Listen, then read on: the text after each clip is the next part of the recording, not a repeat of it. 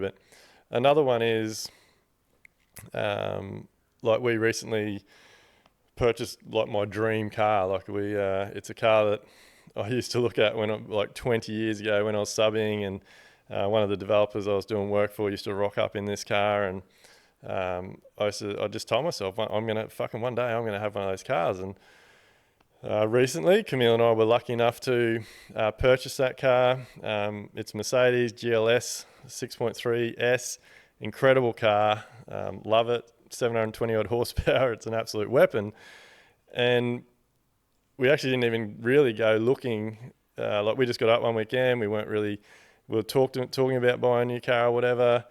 And we didn't have anything on one weekend, and we just decided to get up and drive around on Saturday and go and have a look at a few cars, and we were actually looking at a 300 series Cruiser or something like that. And yeah, anyway, long story short, ended up with a new Mercedes, which is fucking awesome. But ever since we bought that car, we've had a few months now, and I question myself all the time, like even driving it around, I'm like, fuck me, I dress like a bogan, I wear pluggers almost everywhere. Camille's always on my back about what I wear when we go out, and now we're driving around in this flash Mercedes car, and I question, like, should I actually really, do I deserve to have this car? So, and so again, I got to pull myself back into line. Like, we've worked hard, we deserve to be able to have nice things and reach our goals and all those types of things. But probably the biggest thing with all of this, and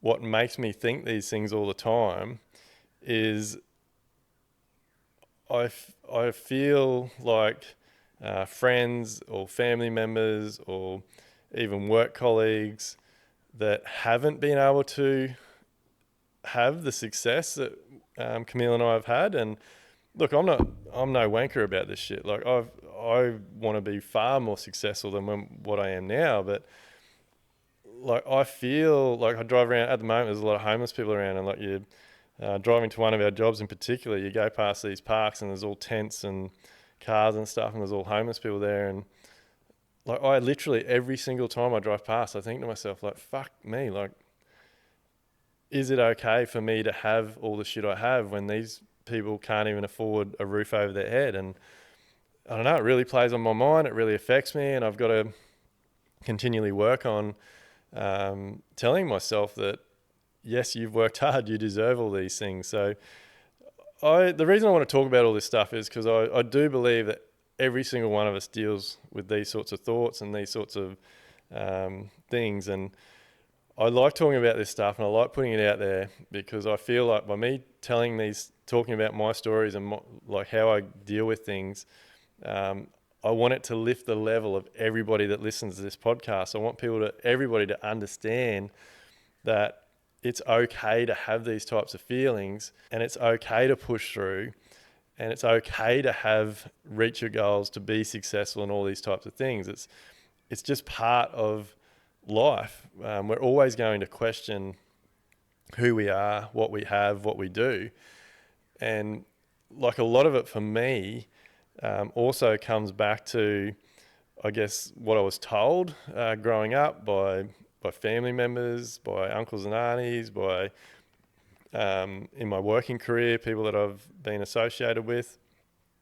And I truly believe that Australia is probably one of the worst places for this type of thing, because the other thing that makes it hard, and why I question myself on all of this stuff, is because Australians are huge at accepting being comfortable. And I've noticed this more and more the more that I've traveled overseas. And like, you go to the States or even Europe and places, and people really get behind people. Like, when they start doing well, or they've got a great idea, or they're putting themselves out there, people jump on their bandwagon, they support them, they G them up. Whereas in Australia, everyone's your biggest supporter until you're outdoing them. And as soon as you start outperforming them, then all the shit starts. The criticism, the smart ass comments. It's like when someone goes to purchase a house or buy something off you, and because they don't actually have the money or they can't afford it, they make smart ass comments like, oh, this is a problem or that's a problem.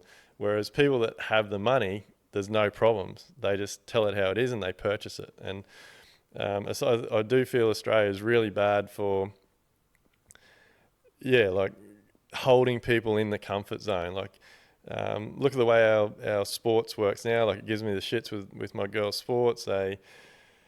Everyone's a winner.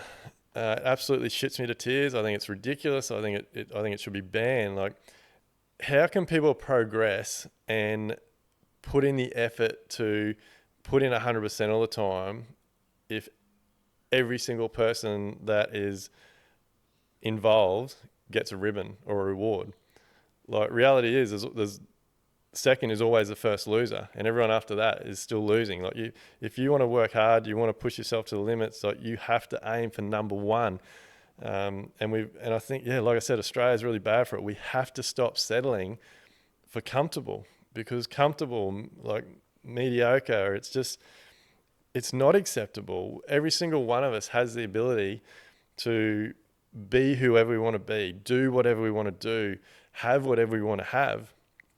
And I again, it's something I struggle with, because around you, like, the better I do, the more I get told by probably more often than not family members, like, you work too much, you're tired, you always look tired. Like, there's just all these thoughts and things that you're getting told all the time that